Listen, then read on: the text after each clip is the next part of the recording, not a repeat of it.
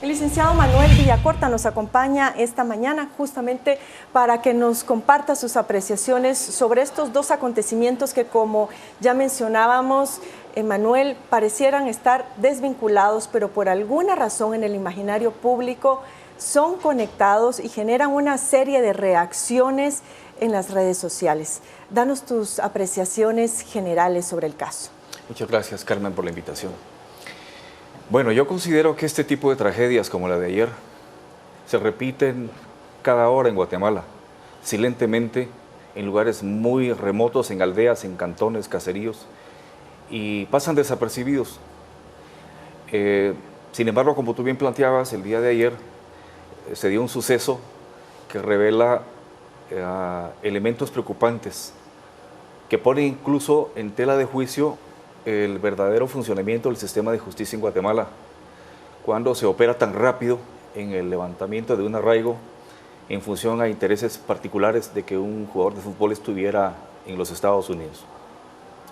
Creo que esos dos elementos, bien planteas tú, están separados aparentemente, pero contextualmente revelan que Guatemala está viviendo una crisis institucional impresionante. Yo te diría que en Guatemala no existe el Estado. Ese es el punto. Y al no existir Estado, esto se va a estar repitiendo. Solo esta semana, el día lunes, hubo un accidente trágico, innecesario, que se pudo prevenir en Nahualá, en donde van más de 20 personas muertas. El martes ocurre esto y seguiremos en esta vorágine perversa de hechos trágicos y dolorosos, simple y sencillamente porque no tenemos Estado. Es decir, aún el tema del deporte debería manejarse dentro de las estructuras del Estado. No tiene por qué haber incidencia de sectores privados ahí. Yo puedo entender que fue una intención loable, de apoyo, pero en Guatemala ya hemos aprendido de que todas esas intenciones generalmente llevan un objetivo compromiso subyacente. De por medio. Y aunque no hubiese sido así, debieron de haber tenido el cuidado de evitarlo para precisamente evitar esa percepción. Yo creo entonces que es simple y sencillamente porque el Estado en Guatemala dejó de existir y las tragedias sin duda las vamos a seguir viviendo como producto de ello. Este caso puede desagregarse muchísimo, pero una de las principales críticas que se dejó sentir ayer era sobre las prioridades de gobierno. Porque como yo mencionaba en un principio, da la impresión que los astros se alinean, es decir, cuando se quiere que alguna cosa suceda en el país, sucede. Un jugador de fútbol arraigado presuntamente porque no había pasado pensión familiar a su esposa y a sus hijos pequeños. ¿Cómo logra arreglar esa situación? Bueno, eso es una incógnita. Luego viaja en un vuelo privado financiado por la familia Bosch Gutiérrez a Estados Unidos, en un momento en el cual las autoridades de la FEDEFUT ya habían mencionado que no iban a permitir más monopolios en cuanto al apoyo al deporte nacional. Es decir, acá nuevamente se están generando compromisos, como tú bien lo mencionabas.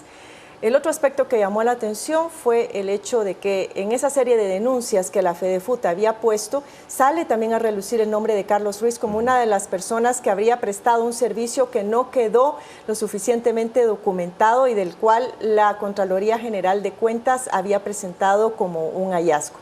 Y eso todavía hay que aderezarlo con el hecho de que haya viajado el hermano del presidente y el hijo del presidente en ese vuelo familiar. Es decir, solamente acá tenemos un caso de corrupción y una serie de elementos que nos remontan incluso a los beneficios y a los privilegios que han vivido otras familias presidenciales, pero que sobre todo recuerdan eso, los compromisos que se generan y que lógicamente luego va a haber que pagar en detrimento del Estado, que tú bien mencionabas, se encuentra bastante debilitado en sus instituciones. Claro. Sí, lo que ocurre, Carmen, creo yo, es que un presidente debe entender que es el presidente de toda Guatemala. Debe entender que no se debe someter a ningún tipo de presiones, sea el tipo de presiones que sea, más que la presión que le genera la propia sociedad.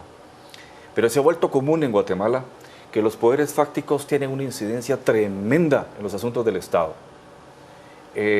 Tú te recordarás, y lo digo claramente, a Pérez Molina y a la señora Valdetti montando bicicletas, haciendo deporte en un ENADE, por ejemplo.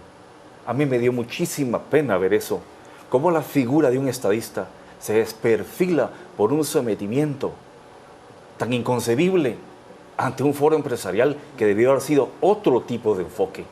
Lo que estamos viendo es simplemente que las autoridades del Estado se someten ante poderes fácticos que no han entendido además de que el Estado no les pertenece, que el Estado nos pertenece a todos. Cuando hicimos la transición política del autoritarismo hacia la democracia, debíamos de salir de un Estado autoritario para crear un Estado democrático para todos. ¿Pero qué pasó? Salimos del autoritarismo, pero el Estado democrático nunca se concretó y quedó un Estado cooptado que hoy revela las inconsistencias que se tienen. Yo recuerdo un libro de Vargas Llosa, denominado o nombrado o titulado La cultura del espectáculo. Y eso estamos viviendo. Me da vergüenza ver al presidente con una camisola de fútbol. No le va. Es ridículo. No tiene asesores para que se lo digan.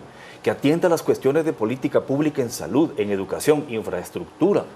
Y en ese tipo de cosas. Es un espectáculo. Todo es un show. Eso ya no funciona. Digámoslo claro, su programa televisivo ya terminó. Tal vez no se ha percatado de que es el gobernante del país. Esto es muy grave, Carmen, porque de continuar con estas actitudes, yo ya lo percibo, la desesperación social que ha crecido en extremo en tan solo 3 meses, va a llegar a un punto de exacerbación que incluso puede llevarnos a un colapso. La familia que financió este viaje aducía que Adela de Torreviarte era quien les había solicitado ese avión privado para poder cubrir este partido con Estados Unidos y pues que lo habían hecho con una buena intención de poderle dar a los guatemaltecos un poco de alegría. ¿Qué opinas tú sobre esa declaración? Pues yo creo que ahí lo estamos viendo. Yo respeto mucho a la señora Torreviarte. Creo que es una persona capaz.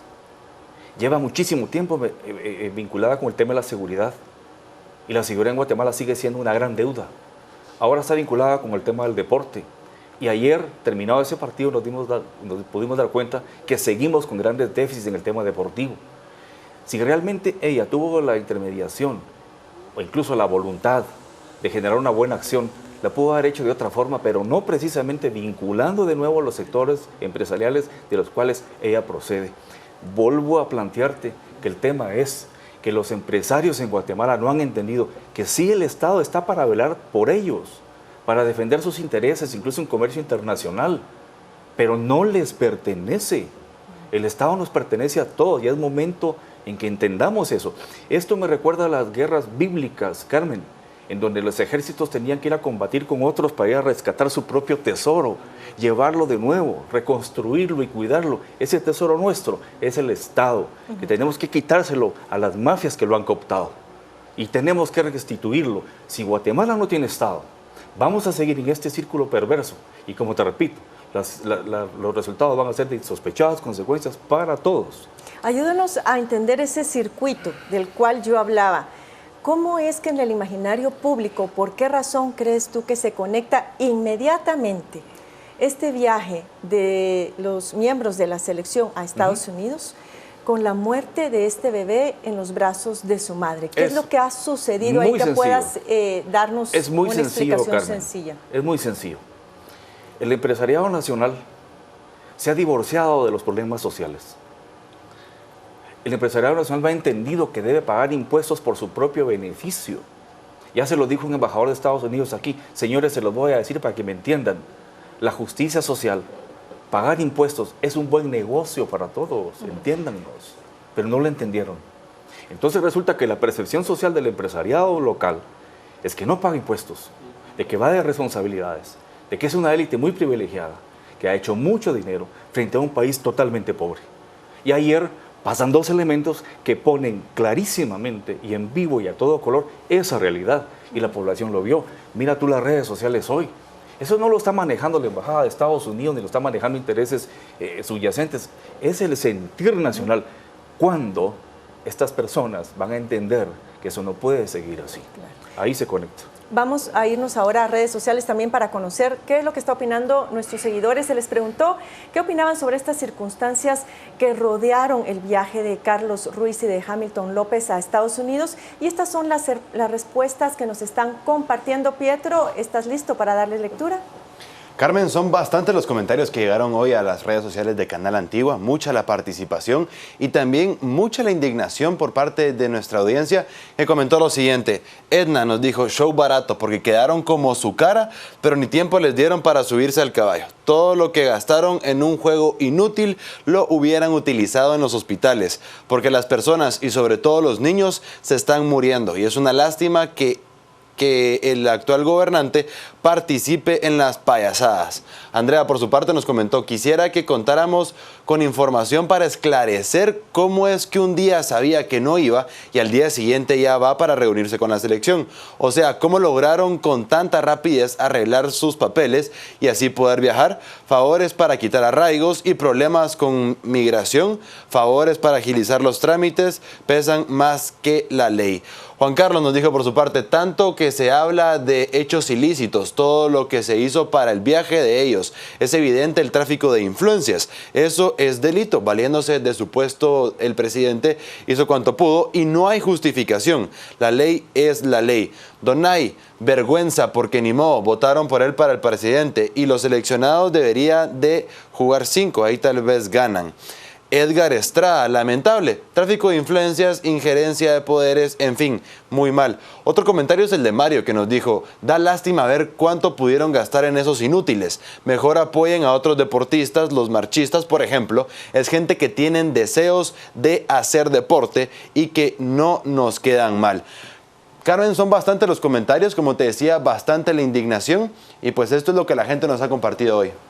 Muchas gracias, Pietro. Y sí, Manuel, varios de los calificativos utilizados, tal vez no en estos comentarios específicamente, pero sí en algunos que pude leer ayer, era el calificativo de alcahuetería, en términos de que llamaba la atención eso, cómo se había logrado retirar un arraigo de manera tan rápida por un asunto familiar que acá en Guatemala es muy común.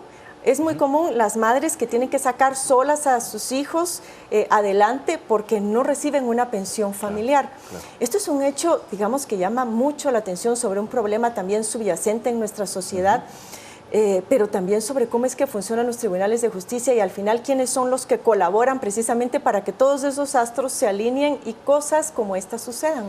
Claro, mira, Carmen, yo tuve la oportunidad de vivir bastantes años en Estados Unidos. Estuve muy vinculado con el tema de migrantes y me consta que hubo muchos casos en donde familias guatemaltecas necesitaban viajar con urgencia a Estados Unidos o al revés incluso, migrantes guatemaltecos a Guatemala para poder atender una situación urgente de familia, un deceso o algo grave de salud, y las autoridades realmente no se activaban.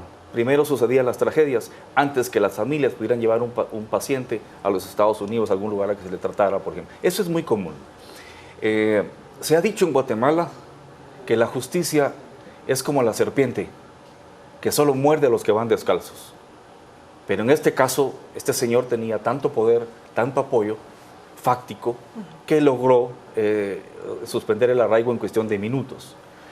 Esa lectura, ese mensaje es el que está dañando, porque entonces el mensaje es, en Guatemala, violar la ley, da premios, paga, y tú lo ves precisamente ahora con todos estos corruptos que llegan a tribunales, en carros blindados, viviendo en cárceles. Bueno, recordemos a Brian Jiménez. Por ejemplo, y que son entrevistados como héroes, y que dan conferencias de prensa. ¿En qué país estamos, Carmen? El país de Guatemala, un mundo patas arriba. Esto tiene que cambiar, ya no puede seguir. Ya la población abrió los ojos. Mientras más rápido tengamos la capacidad, todos los sectores, incluyendo los sectores de poder que no entienden lo que está ocurriendo, de habilitar ese cambio con urgencia, de llegar a ese parto, por doloroso que sea, te reitero, las consecuencias van a ser devastadoras. Se puede analizar, como ya lo veíamos desde el punto de vista del deporte nacional, y ese clamor porque se apoyen otros deportes que posiblemente, o ya de hecho, nos están dando mejores resultados, pero que están en total abandono. Eso por un lado. Y por el otro lado, bien, Manuel, se ve aquí una disposición bastante inmediata por parte de esta familia de empresarios por llevar a estos jugadores a este partido de fútbol. Pero no se ve el mismo interés por sacarle punta al lápiz a la hora de poder revisar el pago de los impuestos o hablar de pacto fiscal, por ejemplo, que es algo también que se ha mencionado reiteradamente, es necesario porque no únicamente con base a donaciones es que el país finalmente va a salir adelante. Por supuesto, pero mira, si bien es cierto que en Guatemala el presupuesto del Estado es bajísimo en comparación con las urgentes necesidades que tenemos, en comparación con presupuestos del Estado de otros países que andan por el 20%, y te hablo de Costa Rica, por ejemplo, y nosotros apenas llegamos al 10%, hay que pensar que ese presupuesto del Estado también pierde un 30% por corrupción, y pierde otro 30% por evasión y por malas prácticas.